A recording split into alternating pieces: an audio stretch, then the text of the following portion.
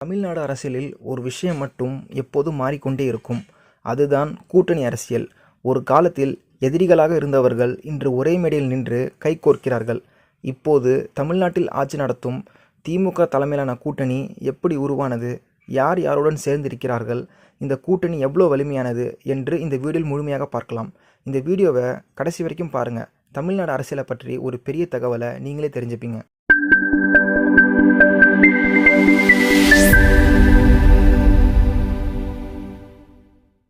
வணக்கம் நண்பர்களே, இது மக்கள் அறிவு யூடியூப் சேனல்.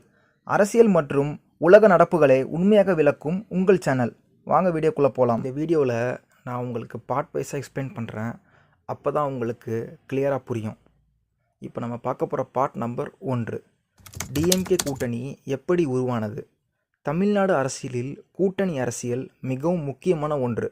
குறிப்பாக திராவிட முன்னேற்றக் கழகம் என்னும் திமுக அக்கட்சியின் அரசியல் பயணத்தில் கூட்டணிகள் ஒரு பெரிய பங்காற்றி வந்துள்ளன. இந்த கட்சி உருவானது 1949. அப்போது சமூக நீதி, மொழி உரிமை மற்றும் மாநில உரிமைகள் போன்ற கொள்கைகளை முன்வைத்து மக்கள் ஆதரவை பெற்றது. ஆனால் காலப்போக்கில் தேர்தல் அரசியலில் வெற்றி பெற்ற பல கட்சிகளுடன் கூட்டணி அமைப்பது முக்கியம் என்று புரிந்தது. இந்த கூட்டணி அரசியல் மிகவும் வலுவாக உருவானது மு. கருணாநிதி அவர்கள் காலத்தில்தான். அவர் தலைமையில் திமுக பல தேசிய மற்றும் பிராந்திய கட்சிகளுடன் இணைந்து தேர்தல்களை சந்தித்தது. காரணம், தமிழ்நாட்டில் ஒவ்வொரு சமூகத்துக்கும் பிராந்தியத்துக்கும் தனித்தனி அரசியல் ஆதரவு உள்ளது. அந்த வாக்குகளை ஒன்றாக இணைக்க கூட்டணி மிகவும் உதவியது. அந்த காலத்திலிருந்து திமுக பல தேர்தல்களில் வேறு வேறு கட்சிகளுடன் கூட்டணி அமைத்தது. குறிப்பாக இந்திய நேஷனல் காங்கிரஸ் போன்ற தேசிய கட்சிகளுடன் திமுக இணைந்தது. அதேபோல் இடதுசாரி கட்சிகளான கம்யூனிஸ்ட் பார்ட்டி ஆஃப் இந்தியா மற்றும் Communist Party of India Marxist ஆகிய கட்சிகளும் பல தேர்தல்களில் டிஎம்கேக்கு ஆதரவாக இருந்தன. இதற்கு பின்னால் ஒரு முக்கிய அரசியல் நோக்கம் இருந்தது. அது என்னவென்றால், சமூக நீதி மற்றும் மத சார்பின்மை என்ற ஒரே கொள்கைகளில் ஒரே நிலைப்பாடு கொண்ட கட்சிகளை ஒன்றாக சேர்ப்பது. இதனால் தேர்தல்களில் பெரிய வாக்கு வங்கி உருவாக முடிந்தது. காலப்போக்கில் இந்த கூட்டணி மேலும் விரிந்தது. இதில் பல பிராந்திய கட்சிகளும் சேர்ந்தன. உதாரணமாக விடுதலை சிறுத்தைகள் கட்சி, மறுமலர்ச்சி திராவிட முன்னேற்றக் கழகம் மற்றும் இந்தியன் யூனியன் முஸ்லீம் லீக் போன்ற கட்சிகள் டிஎம்கே கூட்டணியில் இடம்பெற்றன. இந்த கூட்டணி பொதுவாக செக்குலர் புரோகிரசிவ் அலைன்ஸ் என்று அழைக்கப்படுகிறது. இந்த கூட்டணி தமிழ்நாட்டில் பல தேர்தல்களில் முக்கியமான வெற்றிகளை பெற்றுள்ளது. இப்போது இந்த கூட்டணியை மு. க. ஸ்டாலின் அவர்கள் தலைமையில் திமுக முன்னின்று நடத்தி வருகிறது. குறிப்பாக 2021 தமிழ்நாடு சட்டமன்ற தேர்தலில் இந்த கூட்டணி பெரிய வெற்றியை பெற்று ஆட்சியை உருவாக்கியது. அதனால் தமிழ்நாடு அரசியலில் டிஎம்கே கூட்டணி என்பது வெறும் தேர்தல் கூட்டணி மட்டுமல்ல, அது பல கட்சிகள் ஒன்றாக இணைந்து அரசியல் சக்தியாக செயல்படும் ஒரு பெரிய அரசியல் அமைப்பு என்று கூறலாம். அடுத்து நம்ம பார்க்க போகிற பார்ட் நம்பர் 2, தற்போதைய டிஎம்கே கூட்டணி. இப்போது தமிழ்நாட்டில் ஆட்சி நடத்தி வரும் கூட்டணி என்பது திராவிட முன்னேற்றக் கழகம் தலைமையிலான கூட்டணியாகும். இந்த கூட்டணியை தற்போது முதல்வர் மு. க. ஸ்டாலின் முன்னின்று நடத்தி வருகிறார். இந்த கூட்டணி பொதுவாக செக்குலர் புரோகிரசிவ் அலைன்ஸ் என்று அழைக்கப்படுகிறது. தமிழ்நாட்டில் சமூக நீதி, மதசார்பின்மை மற்றும் மாநில உரிமைகள் போன்ற கொள்கைகளை ஆதரிக்கும் பல கட்சிகள் இந்த கூட்டணியில் உள்ளன. இந்த கூட்டணியில் டிஎம்கே மட்டுமல்லாமல் பல முக்கிய கட்சிகளும் இணைந்துள்ளன. அதில் முக்கிய குறிப்பிட வேண்டிய கட்சி இந்தியன் நேஷனல் காங்கிரஸ். இந்த தேசிய கட்சி பல ஆண்டுகளாக டிஎம்கேவுடன் கூட்டணியில் இருந்து வருகிறது. தமிழ்நாட்டில் தேர்தல் நேரங்களில் இந்த கூட்டணி மிகவும் முக்கியமான வாக்கு வங்கியை உருவாக்குகிறது.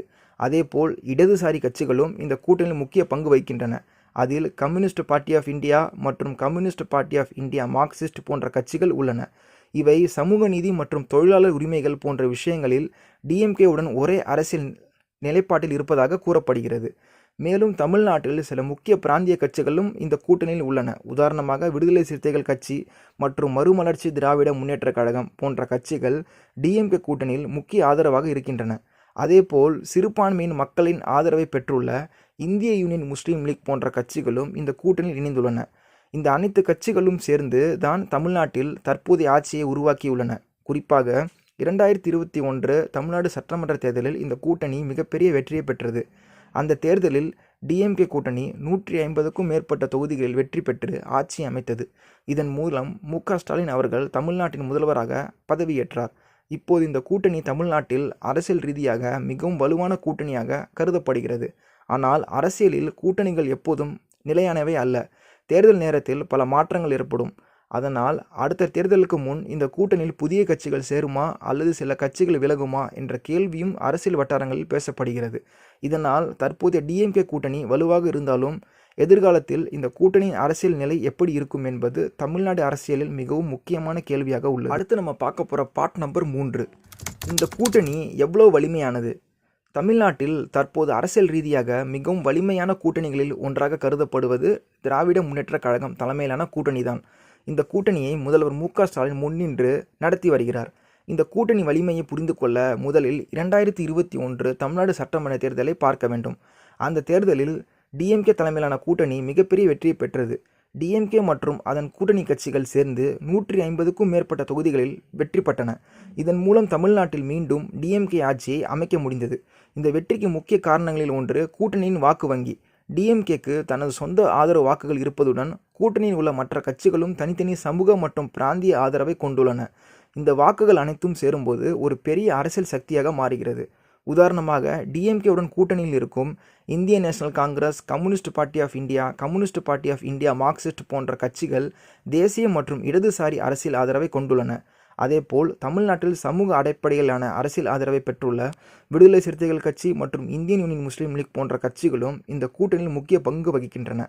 இந்த பல்வேறு கட்சிகளின் ஆதரவு ஒன்று சேரும்போது தேர்தல்களில் பெரிய வாக்கு வங்கி உருவாகிறது. அதனால்தான் தான் இந்த கூட்டணி பல தேர்தல்களில் வெற்றி பெற முடிந்துள்ளது. மேலும் டிஎம்கே தலைமையிலான கூட்டணிக்கு ஒரு முக்கிய அரசியல் பலம் உள்ளது. அது என்னவென்றால் இந்த கூட்டணியில் உள்ள கட்சிகள் பெரும்பாலும் ஒரே அரசியல் கொள்கைகளை ஆதரிக்கின்றன. குறிப்பாக சமூக நீதி, மதசார்பின்மை மற்றும் மாநில உரிமைகள் போன்ற விஷயங்களில் இவை ஒரே நிலைப்பாட்டில் இருப்பதாக கூறப்படுகிறது. ஆனால் அரசியலில் எந்த கூட்டணியும் நிரந்தரமாக வலிமையாக இருக்கும் என்று சொல்ல முடியாது. தேர்தல் நேரத்தில் அரசியல் சூழ்நிலைகள் மாறலாம். எதிர்க்கட்சிகளின் அரசியல் திட்டங்களும் தாக்கம் ஏற்படுத்தலாம்.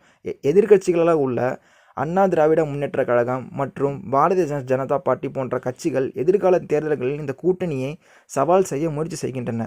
இதனால் தற்போதைக்கு டிஎம்கே தலைமையிலான கூட்டணி வலுவாக இருந்தாலும் எதிர்கால தேர்தல்களில் அதன் அரசியல் வலிமை எப்படி இருக்கும் என்பது தமிழ்நாடு அரசியலில் முக்கியமாக பார்க்கப்படும் விஷயமாக உள்ளது. அடுத்து நம்ம பார்க்க போகிற பார்ட் நம்பர் 4, டிஎம்கே கூட்டணியில் உள்ள பிரச்சனைகள்.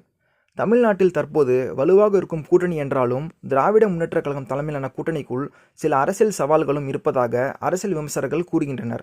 கூட்டணி அரசியலில் இது சாதாரணமான விஷயமாகவே பார்க்கப்படுகிறது. முதலாவது பெரிய பிரச்சனை தொகுதி பங்கீடு.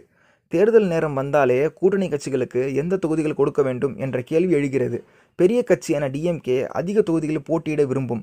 ஆனால் கூட்டணியில் உள்ள சிறிய கட்சிகளும் தங்களுக்கான அரசியல் வலிமையை காட்ட அதிக தொகுதிகளை கேட்கும் நிலை உருவாகலாம். இதனால் சில சமயங்களில் கூட்டணிக்குள் கருத்து வேறுபாடுகள் தோன்றும். ஆனால் பொதுவாக இந்த பிரச்சனைகளை பேச்சுவார்த்தை மூலம் தீர்க்க முயற்சி செயல்படுகிறது. இரண்டாவது முக்கிய சவால் அரசியல் கருத்து வேறுபாடு. கூட்டணியில் உள்ள அனைத்து கட்சிகளும் ஒரே கொள்கையில் இருந்தாலும் சில குறிப்பிட்ட அரசியல் விஷயங்களில் வேறுபட்ட கருத்துக்களை வெளியிடலாம். குறிப்பாக மாநில அரசியல், மத்திய அரசியல் அல்லது சில சமூக பிரச்சனைகள் போன்ற விஷயங்களில் கட்சிகள் தனித்தனி கருத்துக்களை தெரிவிக்கலாம். உதாரணமாக டிஎம்கேவுடன் கூட்டணியில் இருக்கும் இந்திய National Congress, Communist Party of India மற்றும் மார்க்சிஸ்ட் கம்யூனிஸ்ட் போன்ற கட்சிகள் சில சமயங்களில் தனிப்பட்ட அரசியல் கருத்துக்களை வெளிப்படுத்தியுள்ளன. இது போன்ற விஷயங்கள் கூட்டணிக்குள் சிறிய அரசியல் விவாதங்களை உருவாக்கும். மூன்றாவது முக்கிய சவால் எதிர்க்கட்சிகளின் அரசியல் திட்டம்.